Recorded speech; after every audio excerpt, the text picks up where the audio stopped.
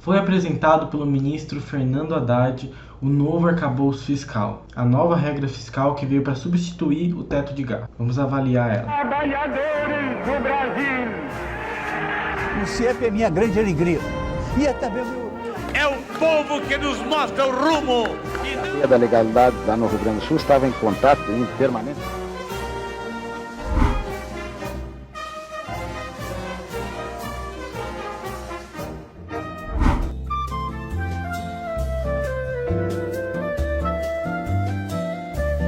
O antigo teto de gastos, planejado pelo Michel Temer e seu ministro da Fazenda, Henrique Meirelles, que inclusive foi presidente do Banco Central durante 8 anos com o Lula, funcionava dessa maneira.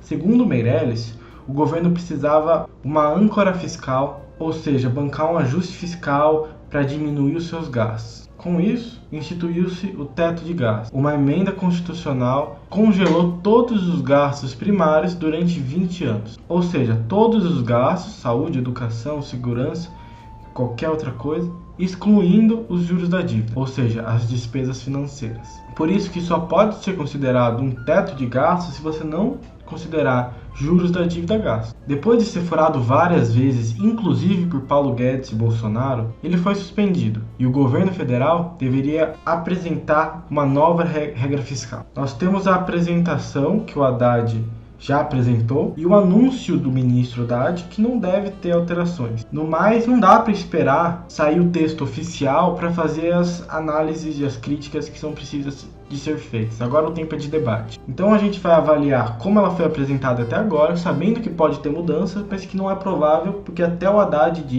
anunciou que provavelmente não vai ter. Bom, a diferença básica para o teto de gastos, e claro que aqui não vai ser o melhor lugar para você entender, fazer uma análise de todo o teto, mas aqui a gente vai fazer uma crítica. Mas a diferença básica é que o antigo teto de gastos dizia que só podia aumentar os gastos em relação à inflação do ano anterior, diferente do novo arcabouço fiscal. Agora, o governo vai poder gastar entre 0,6% e 2,5% acima do que gastou no ano anterior. E só vai poder gastar mais que 2,5% se fizer um superávit maior do que o teto da meta. A proposta prevê limitar o crescimento dos gastos a 70%.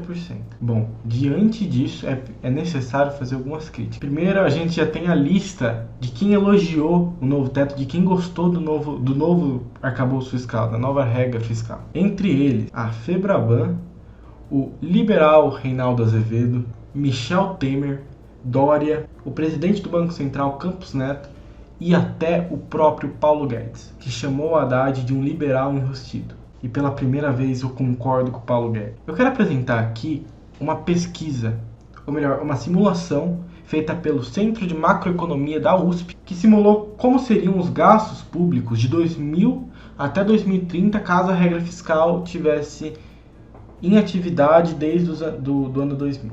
O resultado é que até 2015, com os ajustes fiscais da Dilma, do Levi e do Temer, os gastos seriam substancialmente menores. O teto de crescimento do gasto primário em 2,5% ao ano é muito inferior ao gasto médio nos governos Lula 1 e Lula 2, que é de 5,2% em média. Essa mesma expansão de gastos durante o governo Lula 1 e Lula 2 é o que permitiu a expansão dos programas sociais dos governos Lula, que a gente elogia. Inclusive, é o que permite hoje que o Lula se eleja. Eu faço uma suposição aqui, que é só uma suposição, que o Lula não estaria eleito agora, em 2022, 2023, com essa regra fiscal que está sendo apresentada agora. Enfim, além disso, a essência do teto de gastos se mantém. A esquerda, o campo progressista, enfim, os desenvolvimentistas como eu, passaram de 2016 até 2022 criticando o teto de gastos, com razão, denunciando o seguinte, aquilo que eu falei lá no início. O teto limitava os gastos primários e não tinha controle nenhum sobre as despesas financeiras, que inclusive os juros reais no Brasil são os maiores do mundo. Agora, esse mesmo campo progressista, essa mesma esquerda, até alguns economistas desenvolvimentistas que eu admiro muito e que eu tenho muito respeito. Mas agora esse mesmo campo progressista está calado. Muda tudo para não mudar nada. Uma coisa que eu queria ressaltar aqui, na verdade, é uma observação que foi feita pelo historiador comunista do PCB, então não é do meu partido, mas é uma observação acertada, na minha opinião, do Jones Manuel. Ele disse que, politicamente, o arcabouço fiscal é pior do que o teto de gastos. Eu explico e ele tem razão. O teto de gastos do Temer, do Meirelles, era menos racional, né? Certo? Nós concordamos aqui. Mudá-lo era questão de tempo, né? O de Haddad, Lula, mais eficiente, mais racional, pode pendurar por anos e anos. Bom, eu quero deixar um comentário final aqui. O slogan do governo Lula é União e Reconstrução, com aquela logo feia que parece que foi uma criança que fez. Para a reconstrução de um Brasil economicamente destruído, a gente precisa de uma política fiscal oposta. A gente precisa de uma política econômica oposta. A gente precisa de um Estado forte que induza o desenvolvimento, sem âncora fiscal.